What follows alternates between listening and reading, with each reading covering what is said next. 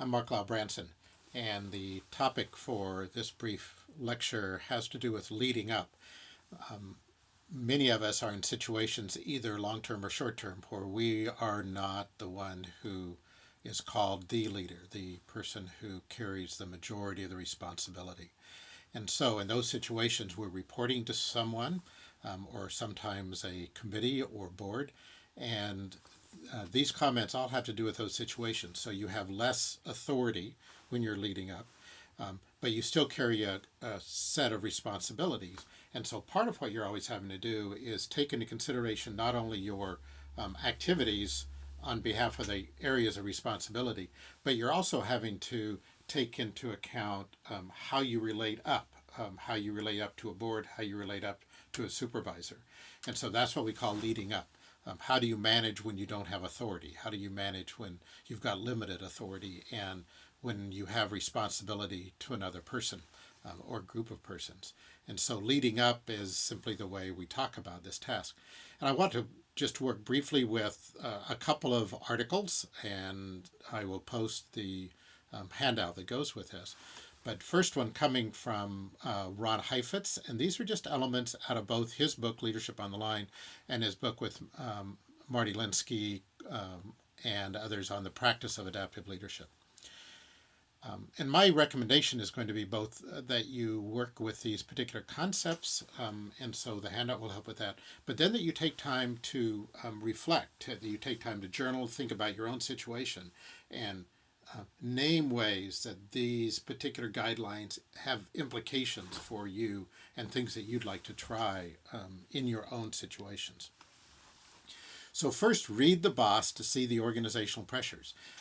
One of the biggest mistakes that people who are leading without authority make is to not become aware of all of the pressures on the supervisor. And so you think from your own world, you're looking at it from your own perspective, your own viewpoint, and fail to see all of the other implications. So do the best you can within the organization, with the other people, with the situations, to take into your own awareness all of the organizational pressures that are on your supervisor, so that you're not being myopic in just seeing it from your viewpoint. Then in that relationship, you're always in a situation where you're needing to negotiate the purposes. And the more clarity you have between how you're understanding your purposes, your reasons for being there, the reasons how you spend your time, but also what your supervisor believes are the major purposes of your time. And then see what kind of flex there is in that, what room there is for experimentation. But negotiating that as clearly as you can becomes a key element. Monitor ripening has to do with the timing of the situation, especially if you're wanting to lean one way and they're wanting to lean another, you're wanting some more freedom or experiments or resources. In other words, you're always negotiating those things. But if your timing between how you're negotiating your purposes and the other organizational pressures will lead to not being able to do your work well. And so monitoring the situation, the pressures, the timing makes an immense difference. Find and nurture partners and know their alliances.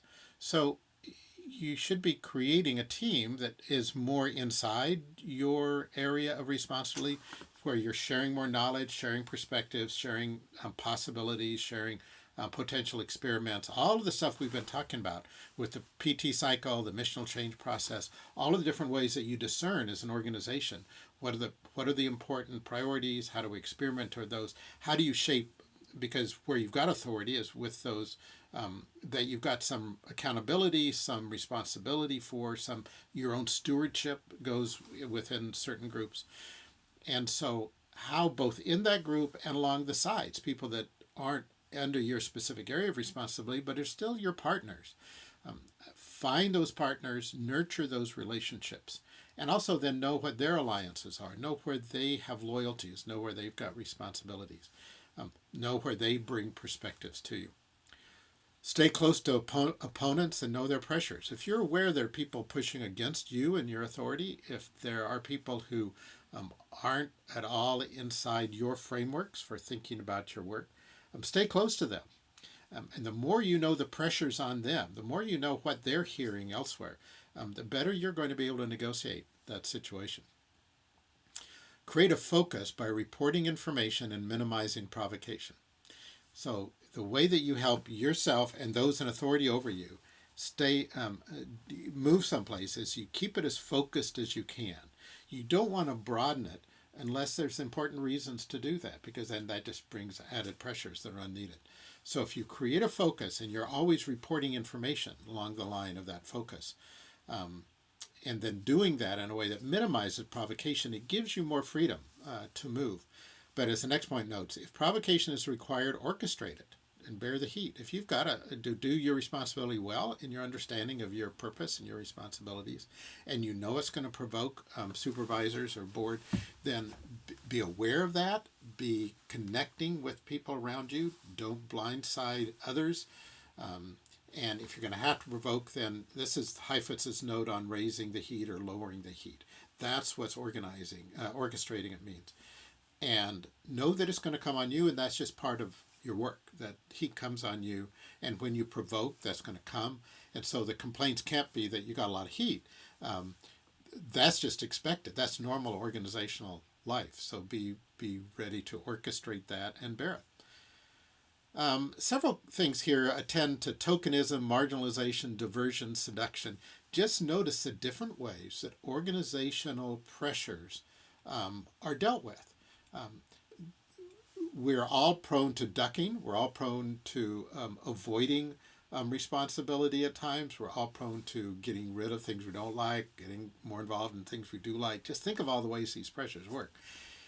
And so tokenism is a way an organization gives you a little bit of what you may want, but it doesn't do that thoroughly. It's more a matter of marginalizing you, that next point. And so attend to that. Know when that's going on. Be able to name it. Be able to say, here's what's going on. Is that really what we want to do now? Or I'm aware of this. Because this looks more like a token, let's just set it aside for a while.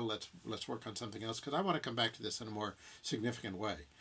And so by simply naming it in a non-challenging way, but identifying it, often buys you space and respect, as does marginalization. Diversion is where you're aware that the organization around you is not going to face what you believe is important. And again, you're having to discern in your area of responsibility how much this really matters. What ways are you naive? What ways are you not working with full knowledge? What ways are you not aware of the place your piece has in the larger organization, and even just what's available in that particular contextual environment.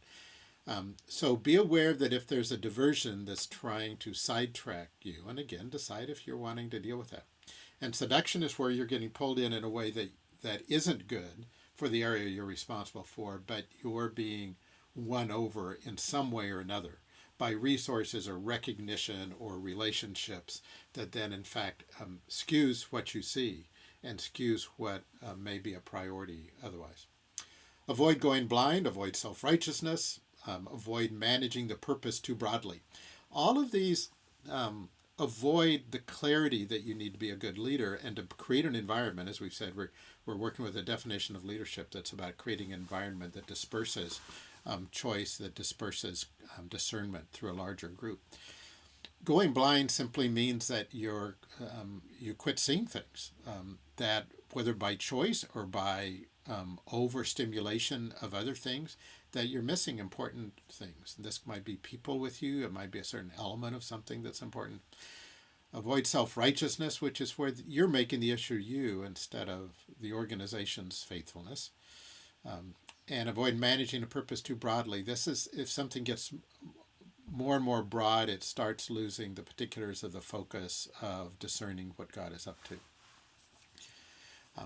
So that's really the best comprehensive set. I want to look a little bit at Gabarro and Kotter and their points that are perhaps simpler, but I like the way they overlap, and you'll have to see in your own journaling and your own reflection which ones help you the most.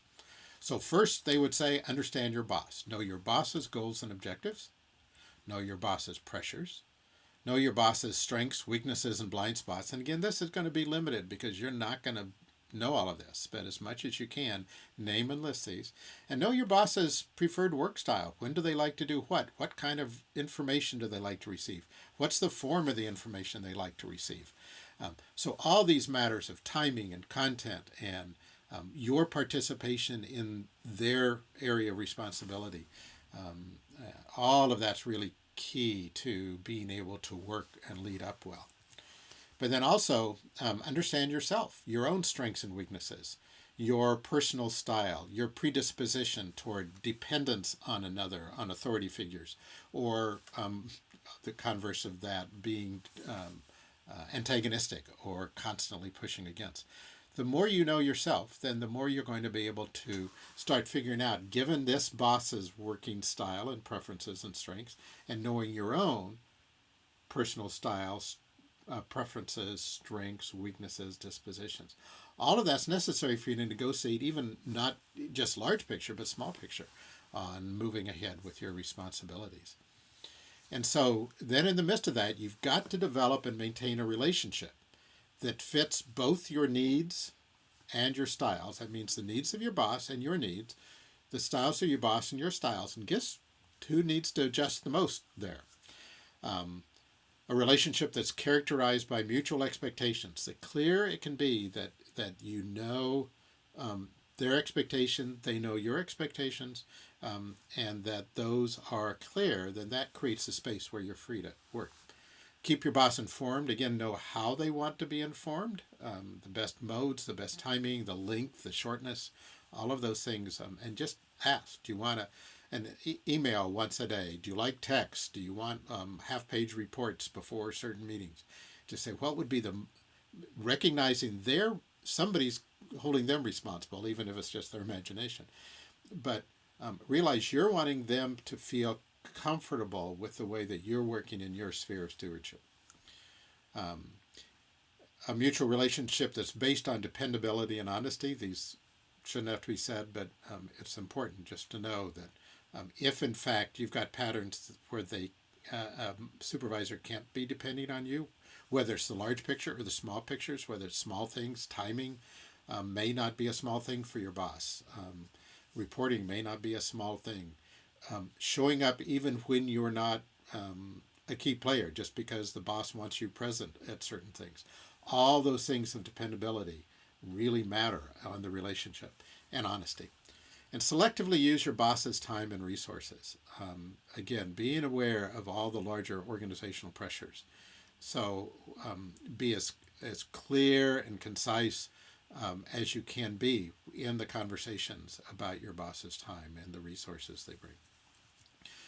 So I'll put out these handouts. And again, my encouragement would be spend half an hour in doing some journaling, reflecting on your own specific situation, and work with these not only about your leading up, but also that if you're supervising others, take time to think about it with them and maybe even have these conversations with them.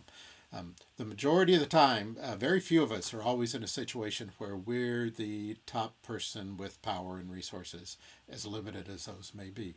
More often, we're in situations where there's shared authority, supervisors. And so all of these points help us reflect in a continual kind of way on the ways to make those relationships generative, mutually respectful, appropriate for all the people who are part of the stewardship that we have.